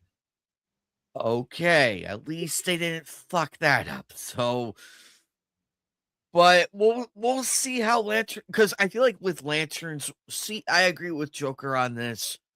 Just see how Lanterns works, and then decide if you want to go back and say, hey, let's get Waller and Paradise Lost back up again. Because you can only do so much. You can run so many shows, so many pre-productions and everything, pre-developments and all that. But you gotta know where to really draw the line. It's like, look, we have too many projects going on here. So this That are looks still in more. pre stuff and just let things work out. The joke is that they keep showing the panel that showed all these projects, but then it's like, well, look at everything that the DC Extended Universe are trying to do. Trying to do a solo Joker movie or Harley Quinn stuff. The Joker stuff didn't quite work out with Jared Leto, but they did the Harley Quinn movie that didn't work out. Wait, I got it. It was the people that were working on Date Night that were attempting to do a Joker and a Harley Quinn movie together. And I was excited, like, hell yeah, the people who did Date Night making a Joker and a Harley Quinn movie? Fuck yeah. But then that got canceled. James Wan was secretly working on a Black Mantis movie. Canceled. There were so many different. I would love to see a Black Manta. I would love to see a Black Manta spin off at least. It would have been really cool. They got canceled. Oh, why is it always the interesting ideas that gets canceled? Yet But apparently they just want the Snyder stuff. It's like, no, but even Zack's stuff never got off the ground. Again, as much as I love the Rebel Moon, it's just that they either spend too much or the audience didn't quite show up. And it's like, well, there goes that universe. Army of the Dead stuff, canceled, despite their adult animation show being completed on release. You know, again, I love Twilight of the Gods, love the art style, love the voice acting, I love the writing. Got canceled because probably not too many people watched it. It's sad. But then again, let's look at Marvel, all the stuff they were trying to do. Secret Wars, who knows how that's going to go? Secret Invasion, ass. Oh yeah, that was complete ass. WandaVision was all right. Agatha all along. What were they even thinking? Like, maybe it's good, maybe it's bad. I don't know. She-Hulk, terrible, never coming back. Nope, absolutely not. Falcon and Winter Soldier, cool concept, but I think the only memorable guy is the anti-Captain America. That guy was awesome. I know he's in Thunderbolts as well, but I just don't remember his name. I just call him the ugly, or was it just Soldier was his name. I just love that guy. That guy was awesome. But then again, we had Bucky all along, and he gave it to Sam for no damn reason. Falcon then went to Captain Falcon, Brave New World. What a mess. What a mess of that movie. What else is there? But some of the stuff can be good. I still admire Multiverse of Madness. That was a good movie. I still appreciate No Way Home. I thought Shang-Chi was alright, not my personal favorite, alright. I appreciate Thunderbolts much more now than I did back then. I still have yet to see New First Steps. What else is there? And a little bit more, but you gotta get your good with the bad, and with the bad, you just gotta reflect upon it and be like, how do we get better? One good movie to me is enough. You gotta make sure we're getting things back on track. And I love Brand New Day. I like Superman. There seem to be films on the right track, and there's still gonna be that misfire. Supergirl was that misfire, and hopefully Man of Tomorrow can really push it, and we can finally say, yes, let's see more of this again.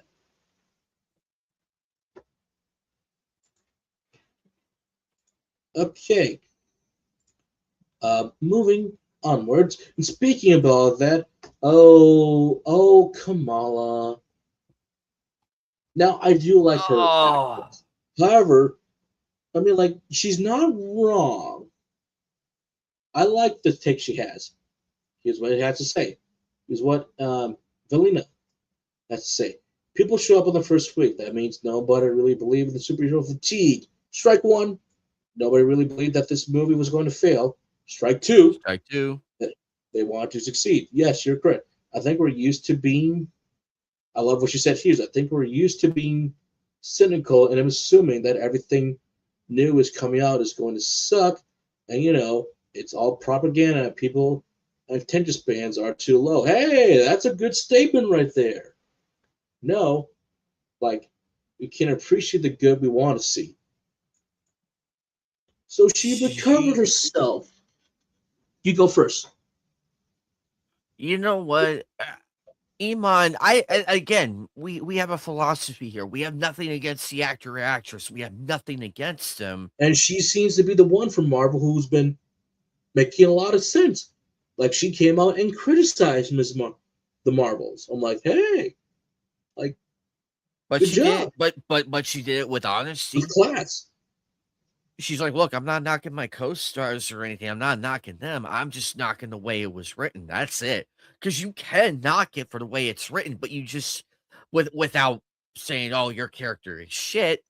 But here, though, it makes perfect sense. Now, I see where she was going with this because it's the usual script. The usual script. But it's like, wait a minute, why the fuck am I reading the script? No, fuck you guys. And she says the quiet part out loud. She said the quiet part out loud. People's attention spans are low. Yes. We do have a bit of short attention spans here and there. We can only focus on so much. It's like, oh, hey, look, a Spider-Man movie. We see that for a few minutes, and it's like, oh, hey, look, a new oh, that's pretty cool. A new Punisher movie. Nice. Or it's like, oh, there goes Jean Grey. Or there goes Professor X. The point of the matter is this. She is correct in her assessment. She did recover herself there. I'm impressed she actually recovered rather than do what the other garbage people do and just We'll say we blame you, the men who don't like. The men are the ones who are buying the comics. Their girlfriends, mom and dad were buying for us or them. There were female people who loved comics back in the day. They might not quite show themselves, but when you heard a girl geek out, you're like, wait, you like this? Mm-hmm. heck, my roommate wants to literally bend over Psylocke and show her a three-way bedroom dance.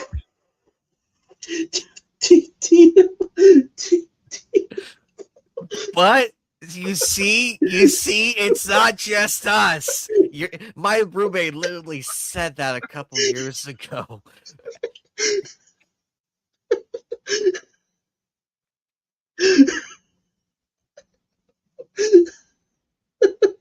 Get the would say you broke this.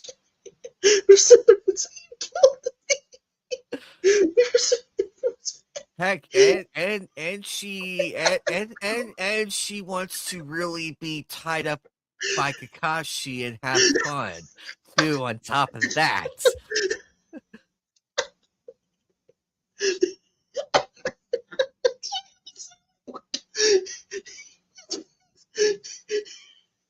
so you see, folks, You see, folks, it's not just men you have to worry about. It's the women who have these crazy fantasies. So yes, yes.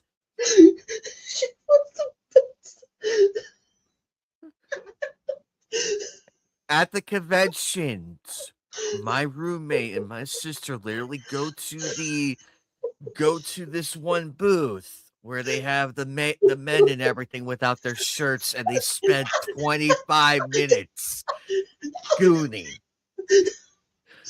So yes, this happens. Poor Joker, he's laughing so hard his face is red. So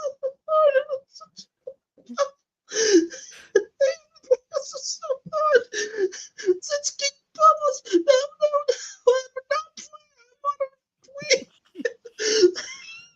Breathe, Joker, breathe. Breathe. It's how you describe.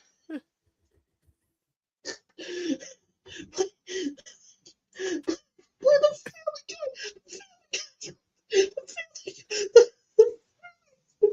Zipper the zooper the keeper the bopper the zooper the zigger the zagger the booper the bopper the ghost van.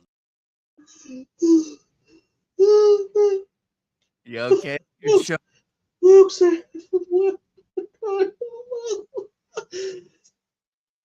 He needs to clip this.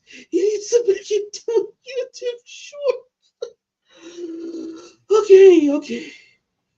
I think I'm okay now. Okay, so what I'm trying to say with their two strikes is that strike one, strike two is right here. Here's the thing. I still think the fatigue is real because Fantastic Four had 4 attempts. The 4th attempt did work better than the previous 3. Was it perfect? No, from what I heard, but they said it was a fun movie. So we're getting there. I mean, let's not act that Marvel was in their golden years, all the way from Phase 4 to Phase 6. No. Look at some of the stuff we just mentioned. It was a lot of mixed quality. And as Geek Bubba would always say that if they planned this out better, they could have done stuff to set up the multiverse stuff or to keep the heroes more grounded. Like, guys, the film I still am mad at the most is Ant-Man and the Wasp. The Quantumania.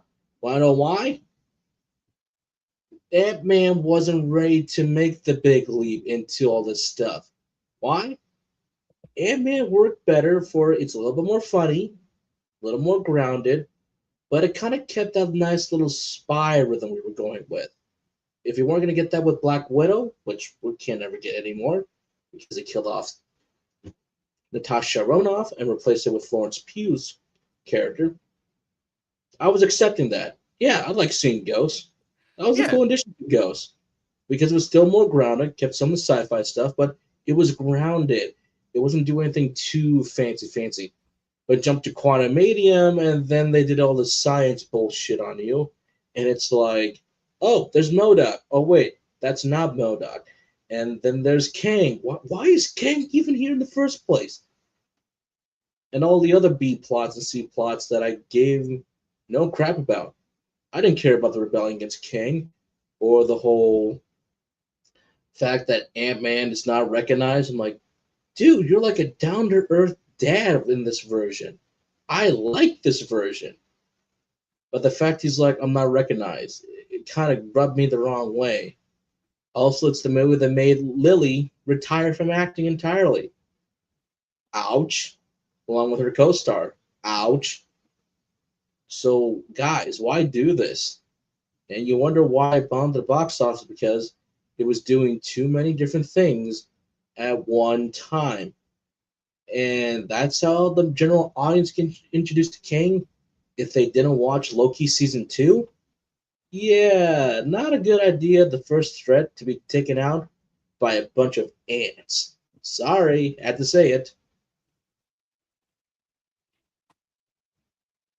Or the fact that Falcon and Winter Soldier had a cool concept that just did not work out in the end.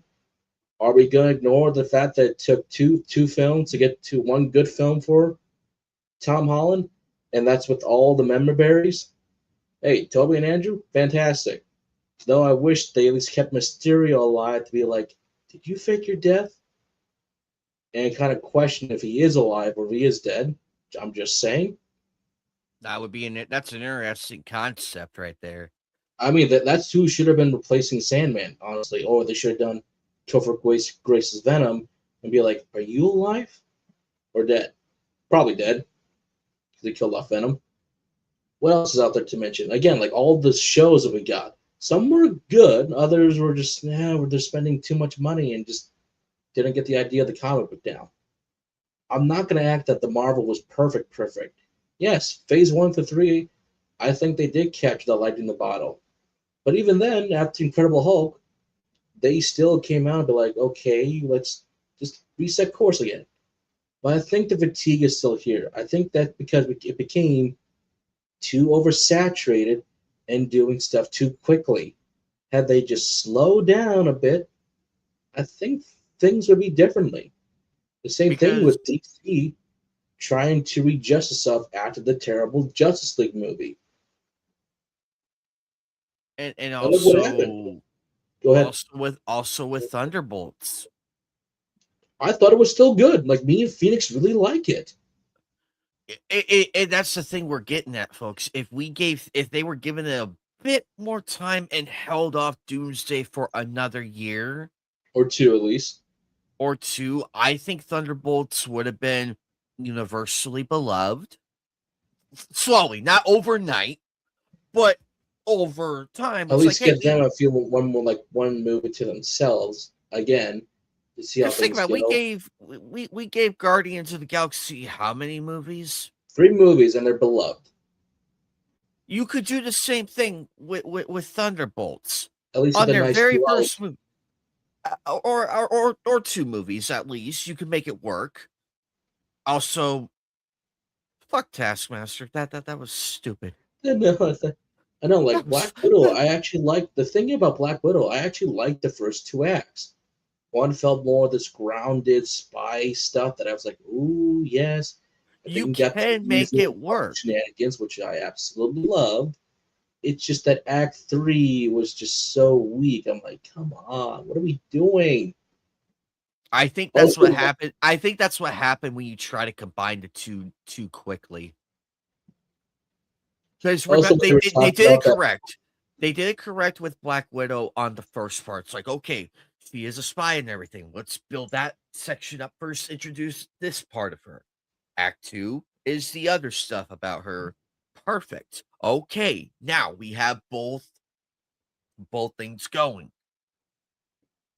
They should have just kept building it up until it's like, okay, this is who Black Widow really is. And been done sooner and not after her death. Yeah, that was stupid. I got hated for years ago. I got hated saying that we don't need a Black Widow film. There it is now. And then they go, it's just one movie. But the fatigue is there. It's about the quality of these projects, not the quantity. Too many stuff happens. Like I said with DC, look what happened to them. They try to course correct the stuff. They said, okay, we'll do solo films now. After Suicide Squad and Justice League. Heck, they had Batman v Superman with Wonder Woman, but even then they said it made money, but not what we're looking for. Missing expectations. I thought Aquaman was in the right direction, despite how kind of dumb it is. I'm like, okay, this is a good direction. I like what I see here. Harley Quinn meets the Birds of Prey. I'm not saying that it's woke, but I'm like, it was alright.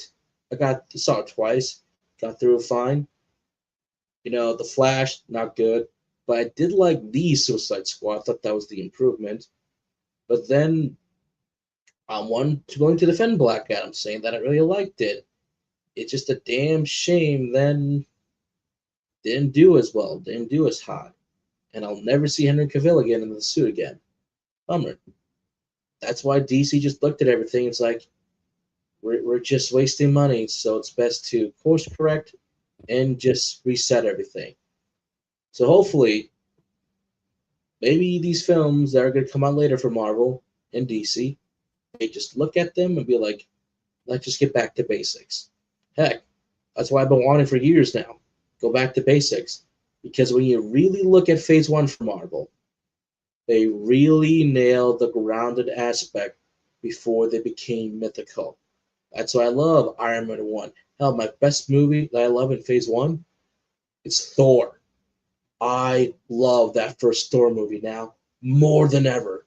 That is such a great movie that I wish we go back to the style. Yeah, go back to the aesthetics that made it good. Because when you look at the costumes, it's like there's just no love in it. It's With too much armor, too shiny, too many colors. Go back to like what but made I will Thor say, special. I will give Spider-Man Brand New Day its flowers. I That love that camera shot, costume. It's great. the camera shot in the mask. Wonderful. That is an amazing shot. Like once you Why can't we do more of that shot? Because do more with that. You could do so many things with that. do more aspect with your actors' reactions. Make it grounded. Imagine if they did that with the Imagine if they did that with the Batman. Imagine if they did that Well, with the cowl is Batman. one thing, but we're already seeing his eyes, so it couldn't quite work out. Well, I mean, for the actually, no, that would not work. That would just be too glary. Because yeah, that would not work. Yeah, you're right.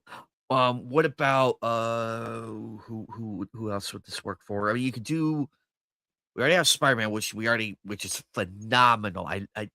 I saw that scene, and no matter how many times I see it, I just can't get over why haven't we done this sooner?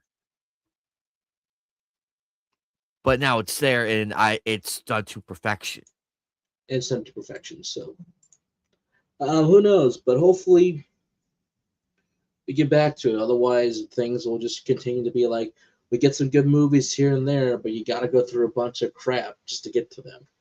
So who knows? But again, I will respect her opinion on this because I think it's a good opinion. Like, yeah, two strikes right away, but she recovered herself. So I'm like, I know what she's saying, and that's why I kind of respect her. Like, she makes some good points. So, moving on, so we can kind of wrap things up a bit.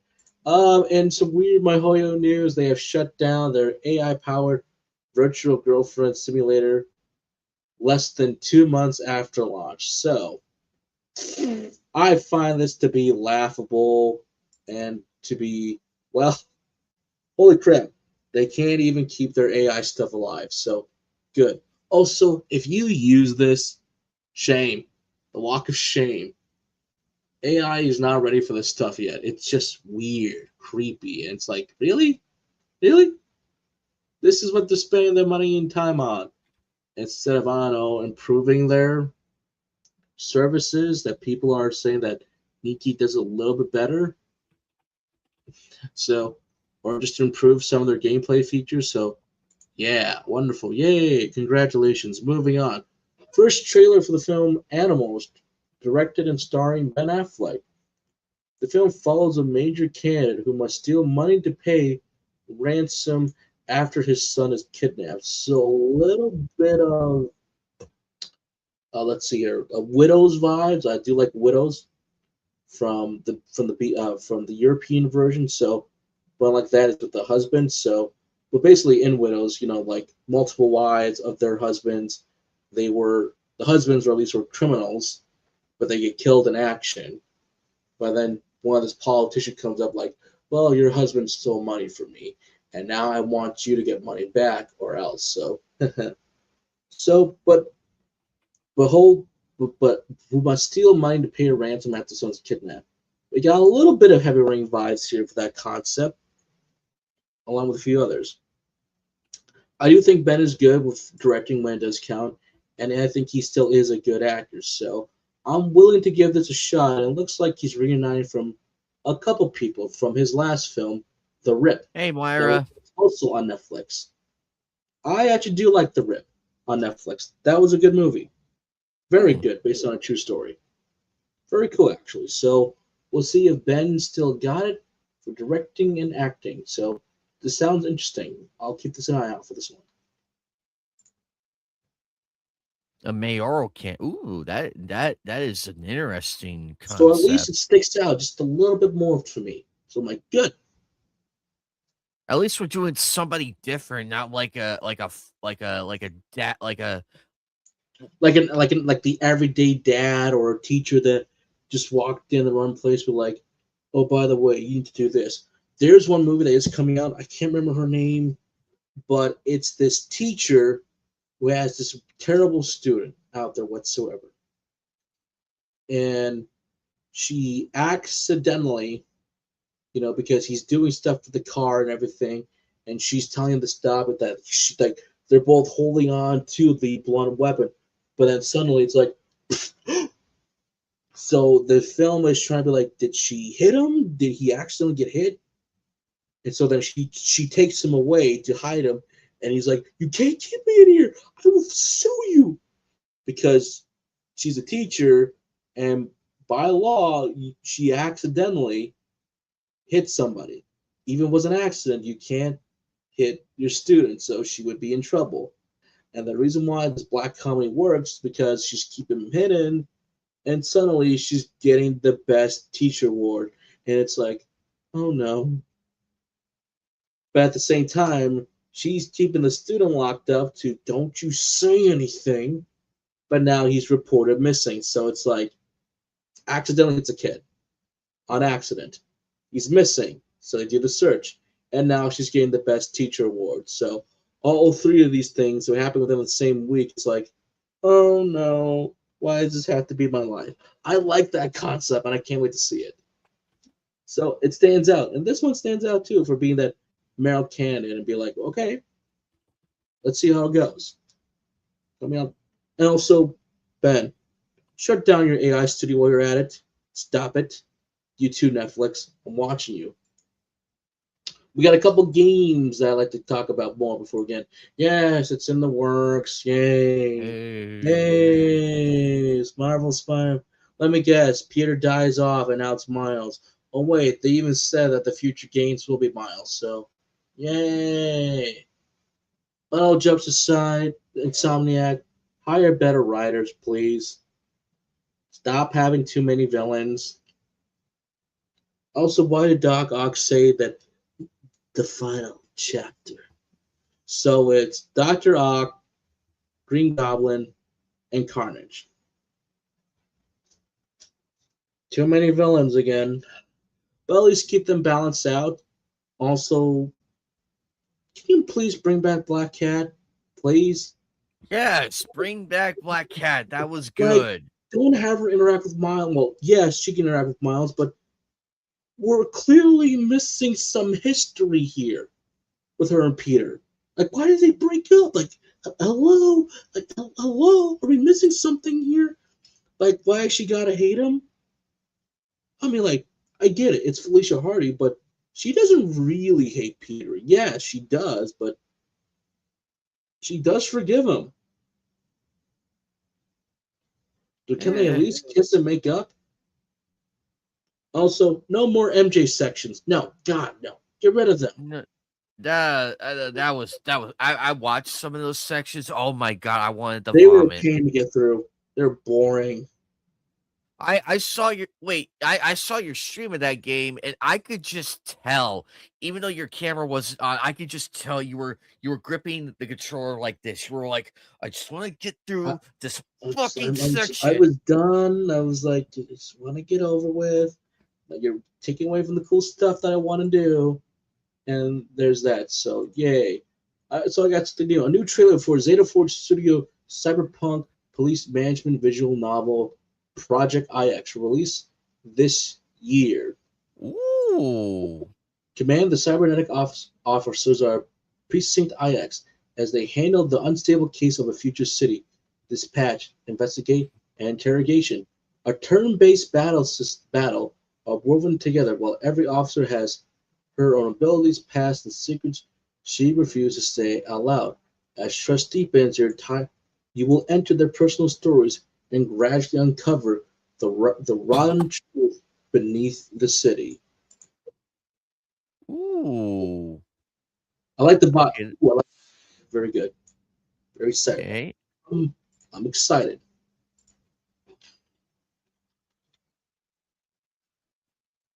So I'm excited for this one. Visual novel battles. Let's go. Love it. Coming to available on Steam, and I know I can probably run this. So right now, its planned release date is in 26. No new information, but you can wishlist this on Steam right now. So wonderful. Yay. But I got another one right over here, folks. From developer these teams comes an active time action game about killing machines emerging from depression to seek paradise. This is 45 Parabellum Bloodhound. And for those who like Parasite Eve, this should be right at home with you with its battle system. Ooh. And this is total Parasite Eve vibe. I'm excited. Yeah, this is Parasite Eve vibes. And I can run on my PC with my your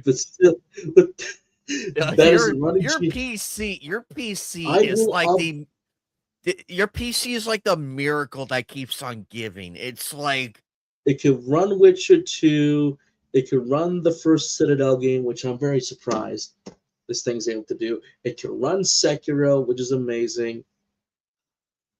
I will upgrade this PC. I am thinking about at least going up to a 480 for graphics card and doing some of the more latest tech out there. Should I get it? So I'll probably talk to some PC guys up there to get it out there. But and then I'll probably figure out how to stream on this PC as well in the near future. But I'm excited for this one. I love the vibe. Like, God, what can I just appreciate like how well these things are done?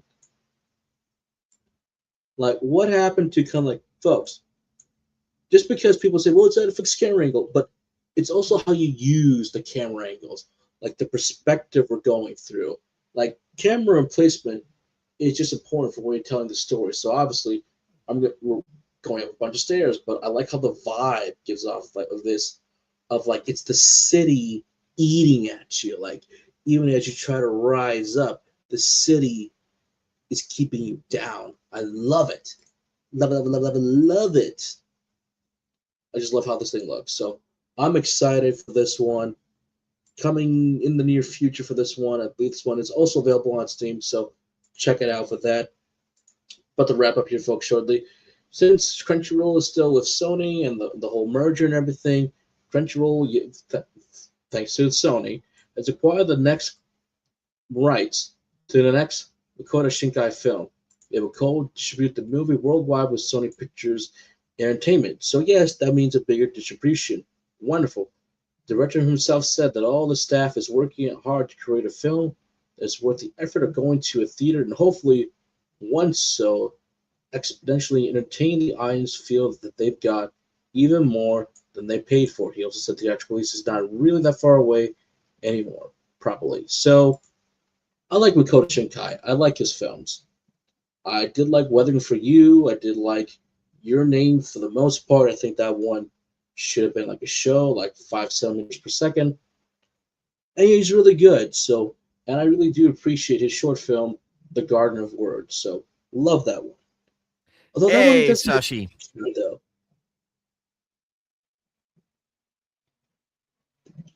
So, but that's cool that his next film isn't that far away. So probably we might see it next sometime a little early next year, or they'll be like they get to sneak it in at the end of the year. So we'll see.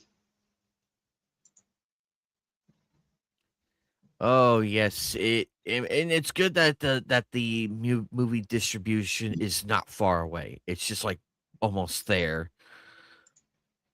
But man, lots of news. Lots of news covered tonight. We have one more? We got two more. We got two more. So right now we got these will be like combined together a little bit. Okay. I'm for combining. Yes, let's do it. So